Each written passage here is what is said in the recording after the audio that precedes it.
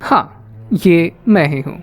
आप शायद ये सोच रहे होंगे कि आखिर मैं कर क्या रहा हूँ। दरअसल मैं खुश भी हूँ और थोड़ा कंफ्यूज भी।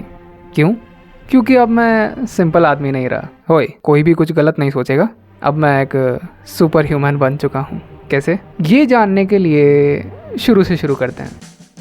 तो मेरा नाम है टिंकू और मेरे बारे में दो बातें जानना बहुत ज़रूरी है। पहली कि मुझे अपनी कॉलेज ग्रेजुएशन पूरी करनी है, और दूसरी और सबसे इम्पोर्टेंट कि मुझे कॉलेज असाइनमेंट लिखना बिल्कुल भी पसंद नहीं है। लेकिन इंडियन कॉलेजेस के बारे में एक अजीब सा फितूर है कि अगर आपको डिग्री चाहिए तो असाइनमेंट तो लिखनी पड़ेगी, और यही पार्ट है जहाँ से स्टोरी शुरू होती है।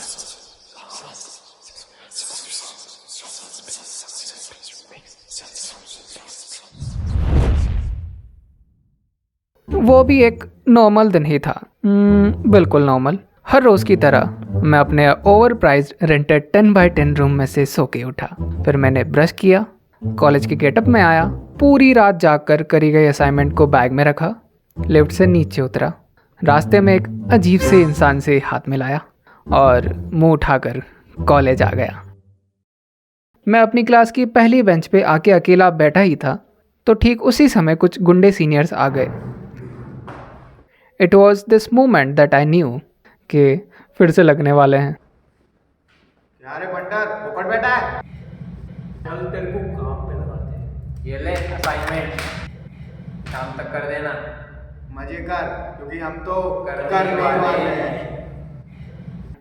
तो जैसा आप जानते हैं कि दूसरी बात है कि मुझे असाइनमेंट्स लिखना पसंद नहीं है, और गुंडे सीनियर्स का तो बिल्कुल भी नहीं। लेकिन एक तीसरी बात भी है, मुझे मार खाना बिल्कुल पसंद नहीं है। मार की बजाय मैं कैंटीन का खाना ज़्यादा प्रेफर करूँगा। इसलिए बिना मूड के भी मैंने असाइनमेंट लिखना शुरू कर दिया। लेकिन कुछ ही सेकंड्स में मुझे रियलाइज़ हुआ कि मैट्रिक्स में कोई ग्लिच आ गया है। नहीं, ऐसा नहीं। लेकिन ऐसा ही हो रहा था। Like Bill Gates or Mark Zuckerberg are not only alike because they have a huge fortune, positioning them among the richest people in the world. मैं जो बोल रहा था वो लिख रहा था, लेकिन लिखने से पहले ऐसा पहली बार हुआ है 17-18 सालों में। तो मैंने अपने हाथ फोल्ड किए और एक एक्सपेरिमेंट परफॉर्म Both किया। billionaires also dropped out of college prematurely. मुझे अपनी आंखों पे विश्वास नहीं हो रहा था, लेकिन ये सच था। मैं ऑफिशियली एक सुपर हीरो बन चुका था जिसके पास एक पावर थी। वो कहते हैं ना, with great power comes great responsibility. ये रिस्पॉन्सिबिलिटी मैं महसूस कर पा रहा था। इससे मैं सैकड़ों हज़ारों मासूमों, गुंडे लोग एक्सक्लूडेड, को बचा सकता हूँ असाइनमेंट्स के कहर से।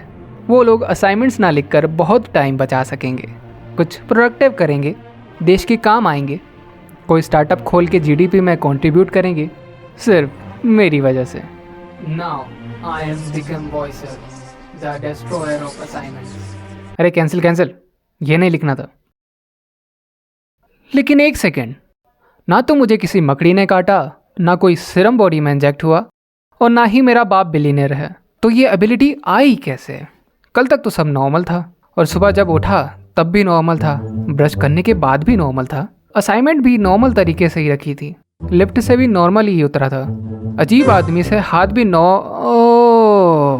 यानी कि सारा किया धरा उसी का है, वही है हमारा। लिख फितूरी। काट।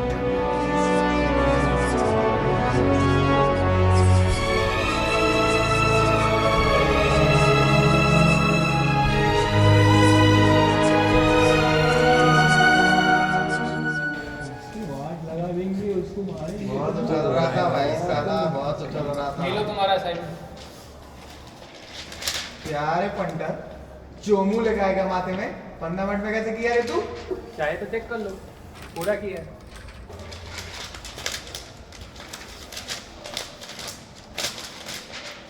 आइला, इतनी जल्दी कैसे किया बे? लिख कर।